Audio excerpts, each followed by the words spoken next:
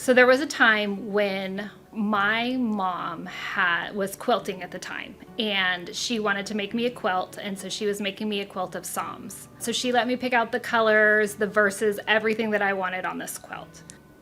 And I had a friend at the time whose young son was just diagnosed with cancer.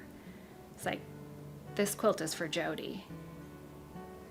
Like, but how do I tell my mom who just made this quilt for me? How do I call her and tell her that I'm trying to give up this something that she made for me? So I had to call my mom and say, hey mom, this quilt isn't for me. I know you went through all this hard work and you made it for me, but it's not for me. It's for Jody. And so my mom, of course, was so gracious and saying, okay, like if you feel like God's saying it's not for you.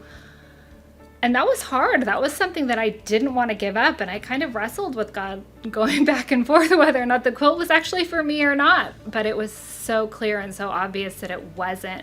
And being able to hand that quilt over to this mom who was going through such a hard time, and knowing that those verses would be such an encouragement for her, that she could literally wrap herself up in God's word, was so much more than that quilt ever would have meant to me. When I hear God say those things to me, or what I think is God saying those to me, I really have to go back to him in prayer and say, like, okay, God, if this is what you want me to do, like, help me to be obedient in that, because my nature is not to want to give up my time or my finances or whatever it is he's asking me to give up. I usually want to hold on to those things. And so I need to be in prayer and in conversation with him to have the right heart to be able to give up those things. I think prayer always has to influence my decision. Like I said, if it was on me, I would talk myself out of it probably 9 times out of 10.